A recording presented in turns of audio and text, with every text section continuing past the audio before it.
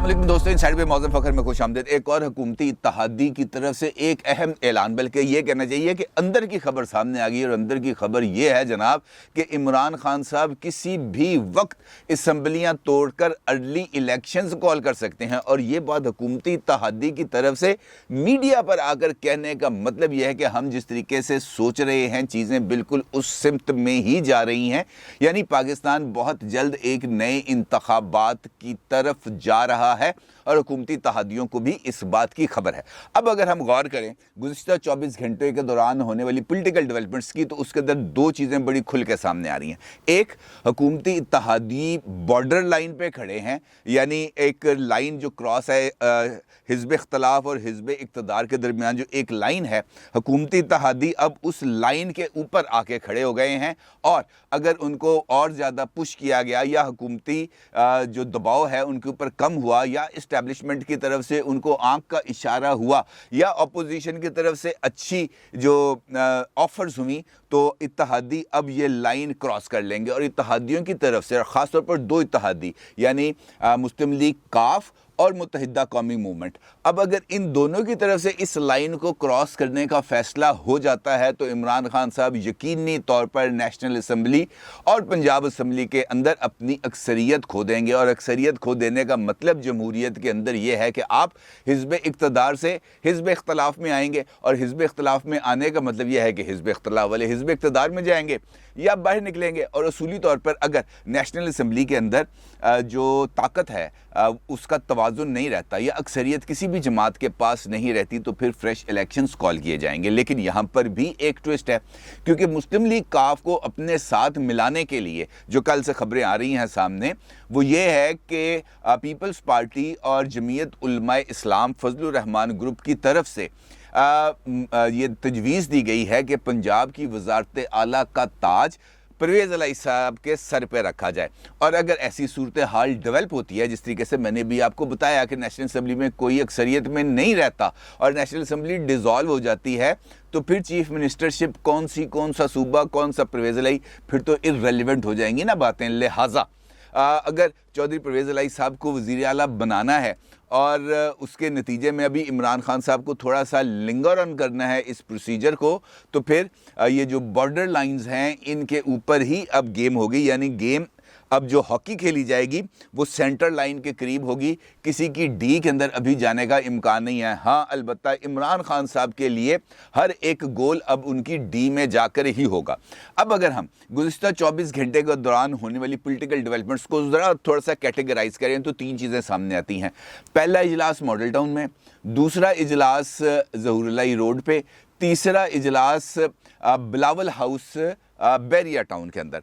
और इन तीनों इजलास के अंदर जो कॉमन फैक्टर है वो रहे हैं चौधरी परवेज़ इलाही साहब, क्योंकि जो इतलात हैं, जो ज़राए बताते हैं कि मॉडल टाउन के अंदर होने वाले इजलास में जो बुनियादी तौर पर जिस शख्सियत के बारे में या जिस इशू के बारे में सबसे ज़्यादा डिस्कशन हुई, वो चीफ मिनिस्टरशिप पंजाब के हवाले से हुई। और इस बात पर गौर किया गया कि पहले पंजाब के अंदर तहरीक अदम एतमाद लाई जाए या मरकज़ के अंदर लाई जाए।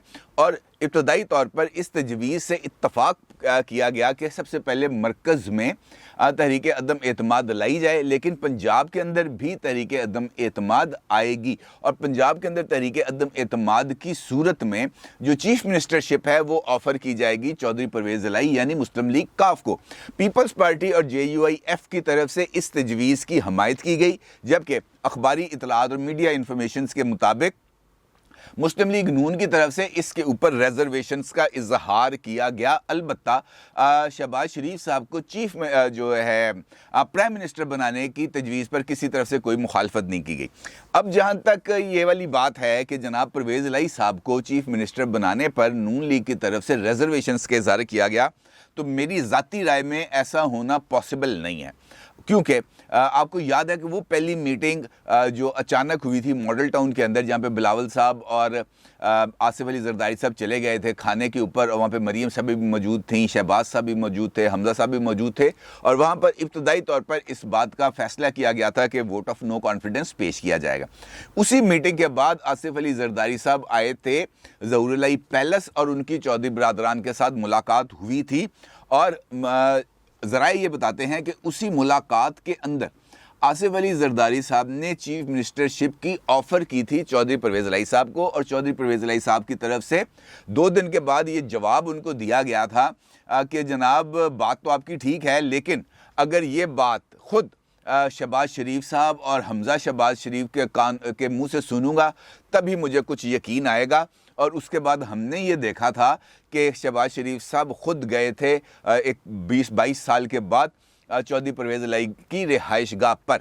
लिहाजा अगर मुस्लिम लीग नून को चौधरी परवेज़ इलाही साहब के ऊपर कुछ रिजर्वेशंस होती तो फिर शहबाज शरीफ साहब का उधर जाना बनता नहीं था और ये बात भी आगे ना बढ़ती। और शहबाज शरीफ से मुलाकात के बाद ही मुस्लिम लीग काफ की तरफ से जो हुकूमत के साथ थोड़ा सा पीछे हटने, अपोजिशन के पास थोड़ा सा जाने, यानी अपने तमाम ऑप्शंस को खुला रखने के हवाले से बयानात सामने आए। दूसरी डेवलपमेंट होती है कल रात को चौधरी परवेज़ इलाही साहब जाते हैं बैरिया टाउन में बिलावल हाउस में, और वहाँ पर जाकर अपनी पूरी जो किचन कैबिनेट है उसके साथ जाते हैं। उसके अंदर तारिक बशीर चीमा साहब भी होते हैं, उसके अंदर मोहन्नस इलाही साहब भी होते हैं, उसके अंदर शाफे हुसैन साहब भी होते हैं। वहाँ पर जाते हैं और वहाँ पर जाकर आसिफ अली जरदारी साहब से मुलाकात करते हैं, और उस मुलाकात के अंदर जो उसका अलामिया जारी किया गया उस मुलाकात का वो भी बहुत ज़्यादा इम्पॉर्टेंट है, और उसके अंदर भी बेशुमार इशारे मौजूद हैं। यानी एक दूसरे के ऊपर भरपूर एतमाद का इजहार किया गया, यानी पीपल्स पार्टी ने मुस्लिम लीग काफ पर और मुस्लिम लीग काफ ने पीपल्स पार्टी पर भरपूर एतमाद का इजहार किया। और इसके साथ ये कहा गया कि तब्दीली के हवाले से, इन हाउस चेंज के हवाले से या सियासी सूरत हाल में तब्दीली के हवाले से दोनों जमातें बाहमी मुशावरत के साथ फैसला करेंगी। यानी पीपल्स पार्टी, JUI या PMLQ की हद तक ये तीनों चीज़ें, ये तीनों पार्टियां सेम पेज पर आ गई हैं। अब अगर हम हुकूमती नुक्ता नज़र देखें इस बात को थोड़ा सा आगे बढ़ाने के लिए, सिर्फ यहाँ पे एक लम्हे के लिए आपको रोकूंगा कि अभी रिसेंटली जो नैब के अंदर स्पेशल प्रोसिक्यूटर तैनात हुए हैं ख़ास तौर पर शरीफ फैमिली के केसेस सुनने के लिए, अज़हर सिद्दीक एडवोकेट साहब, वो चूँकि इस वक्त इमरान खान साहब के बहुत करीब हैं और वो अमूमन इस किस्म के ट्वीट्स आजकल उनकी तरफ से आते थे, अब्बर आलूद है मौसम, तूफ़ान नहीं आएगा, अब्बर आलूद है मौसम, गरज चमक नहीं होगी, ठंडी हवाएं चलेंगी, इस किस्म के उनके ट्वीट्स आते रहे। लेकिन आज का ट्वीट उनका जो उन्होंने किया वो बहुत ज़्यादा इंपॉर्टेंट है, क्योंकि इसके अंदर भी उन्होंने उसी सिमत में इशारा किया जिस सिमत के अंदर मैंने आपसे गुफ्तगू के आगाज़ में जिक्र किया, यानी फ़ैसला इमरान खान साहब करेंगे, यानी ये असम्बलियाँ जाएंगी और इमरान खान साहब मैदान में आकर मुकाबला करेंगे। और इसमें अज़हर सिद्दीक साहब ने बड़ी क्लैरिटी के साथ ये बात कही कि इमरान खान के डर से या इमरान खान की वजह से अब मुस्लिम लीग काफ भी अपोजिशन के साथ जा मिली है। ये इंकशाफ किया है अज़हर सिद्दीक साहब ने। खैर, बैरिया टाउन लाहौर में होने वाली मुलाकात के बाद जो डेवलपमेंट है, मैं इनफैक्ट ये डेवलपमेंट्स आपको तेज़ी से जो है वो आपकी खिदमत में पेश करना चाहता हूँ। मुस्लिम लीग काफ का वफ़द वापस आता है अपनी रिहाइशगाह पर, और फिर यहाँ पर 2 और डेवलपमेंट्स हो जाती हैं। पहली, परवेज़ इलाही साहब का राब्ता होता है खालिद मकबूल सिद्दीकी साहब के साथ जो MQM के कन्वीनर हैं। दूसरी जानिब वफाकी काबीना के 2 वज़रा यानी मोहन्नस इलाही साहब राब्ता करते हैं MQM के फेडरल कैबिनेट के रुकन अमीनुल हक साहब के साथ, और दोनों तरफ भी ये जो नोट्स एक्सचेंज का मामला है वो भी होता है। और एक मरतबा फिर आपको याद है कि MQM का वफ़द भी आया था चौधरी परवेज़ इलाही साहब की रिहाइशगाह पर, और वहाँ पर उन्होंने कहा था कि हम मुस्तकबिल के फ़ैसले मिलजुल के करेंगे। और कल की डेवलपमेंट में भी यही होता है कि दोनों जमातें ये कहती हैं कि हम फैसले मिलजुल के करेंगे, यानी मुस्लिम लीग काफ फैसला करेगी मिलजुल के पीपल्स पार्टी से, MQM फैसला करेगी मुस्लिम लीग काफ के साथ मिलजुल के, यानी ये जो चेन की 3 कड़ियाँ एक दूसरे के साथ हमें जुड़ती हुई नज़र आती हैं। अब इस सूरत हाल में MQM की तरफ से उनके जो कन्वीनर हैं खालिद मकबूल सिद्दीकी साहब, उनकी तरफ से बयान सामने आता है और वो ये कहते हैं, अब ये सारा सिनेरियो बैकग्राउंड आपकी खिदमत में आपने बिल्कुल आपके सामने मैंने रख दिया। अब इस बैकग्राउंड के साथ खालिद मकबूल सिद्दीकी साहब का जो बयान है वो मंजरनामा बिल्कुल क्लैरिटी के साथ वाज़े कर देगा। खालिद मकबूल सिद्दीकी साहब कहते हैं कि तहरीक इंसाफ के साथ इत्तेहाद में बॉर्डर लाइन पर खड़े हैं और किसी भी वक्त ये लाइन क्रॉस की जा सकती है।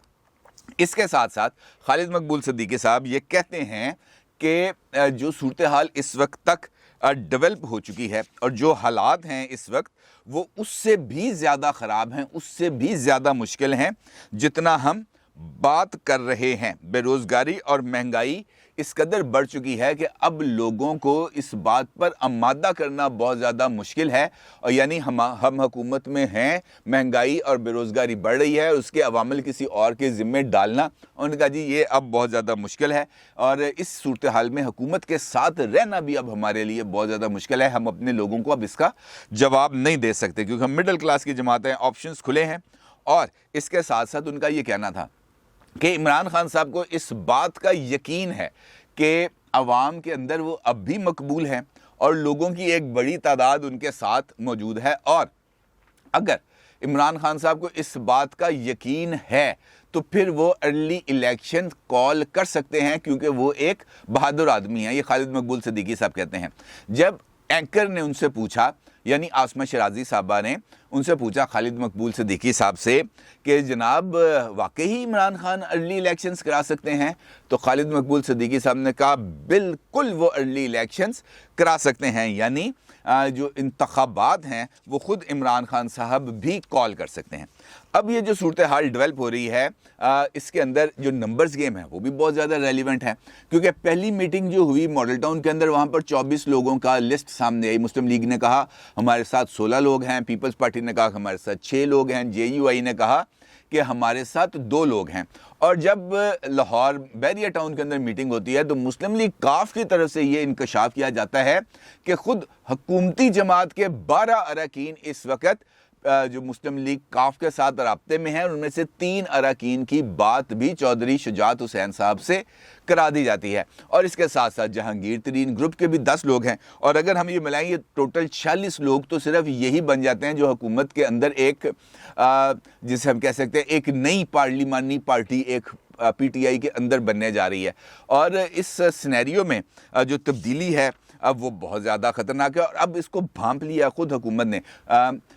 इमरान खान साहब के बड़े करीबी थे, नाराज़ भी रहे, परवेज़ खटक साहब। उनका ये कहना है कि आप लोग ये ना समझे कि हम सोए हुए हैं, हम पूरी तरह जाग भी रहे हैं और सूरत हाल पर हमारी नज़र भी है। और साथ उनका ये कहना था कि अपोजिशन जो मर्ज़ी कर ले, हुकूमत को गिराना आसान नहीं है, इत्तेहादी हुकूमत के साथ हैं। और अगर किसी MNA ने पार्टी लाइन से अगेंस्ट जाकर इमरान खान को वोट दिया तो वो डी-सीट हो जाएगा। अब डी-सीट तो हो जाएगा यकीनी तौर पर, लेकिन उसके लिए भी कुछ पैरामीटर्स हैं। सबसे पहले तो वो वोट देगा इमरान खान के ख़िलाफ़, लेकिन वो वोट काउंट होगा। काउंट होने के बाद पार्टी चेयरमैन रेफरेंस भेजेगा स्पीकर नेशनल असम्बली को, स्पीकर नेशनल असम्बली उस रेफरेंस को एक्सेप्ट करेगा। उसके बाद वो जाएगा इलेक्शन कमीशन, फिर इलेक्शन कमीशन उसका नोटिफिकेशन करेगा, फिर वो चैलेंज होगा। एक लंबा काम है और 3-4 माह इसके अंदर गुजर जाएंगे और इसी चक्कर के अंदर असम्बलियाँ ख़त्म हो जाएंगी। लेकिन जो पॉलिटिकल डेवलपमेंट्स हैं जो आपके सामने इस वक्त मैंने सिनेरियो रखा है वो बड़ा क्लैरिटी के साथ अब सामने आ रहा है। और इसके लिए जो तय की गई है डेडलाइन या आगाज़ इस अमल का वो मार्च के दूसरे हफ्ते में, यानी बिलावल साहब ने जो कल बात की थी कि 8 मार्च को जब मैं इस्लामाबाद पहुंचूंगा और वहां पर लॉन्ग मार्च के अख्ताम पर हम जलसा करेंगे, उस जलसे के अंदर सारी अपोजिशन क़यादत को मदऊ करेंगे और वहीं पर अपोजिशन की तरफ से तहरीक अदम एतमाद का ऐलान किया जाएगा। तो इसका मतलब यह है कि पीपल्स पार्टी ने सब बातों के साथ साथ अपनी इस बात को शायद मनवा लिया है,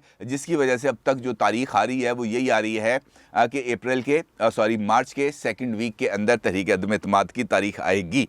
अब देखना यह है कि हुकूमती इत्तेहादी बॉर्डर लाइन को क्रॉस करते हैं या वापसी का सफ़र इख्तियार करते हैं। और अगर बॉर्डर लाइन क्रॉस करते हैं तो फिर तो यकीनी तौर पर सारा कुछ ही बिल्कुल क्लैरिटी के साथ सामने आ जाएगा और फिर खान साहब को एतमाद का वोट भी लेना पड़ सकता है और घर भी जाएंगे यकीनी तौर पर। अब देखना यह है कि ये बॉर्डर लाइन वाली गेम का आगाज़ कब होता है और इसका अंजाम कब होता है। अपनी राय का ज़रूर इज़हार कीजिएगा। आपका बहुत शुक्रिया। अल्लाह हाफिज़।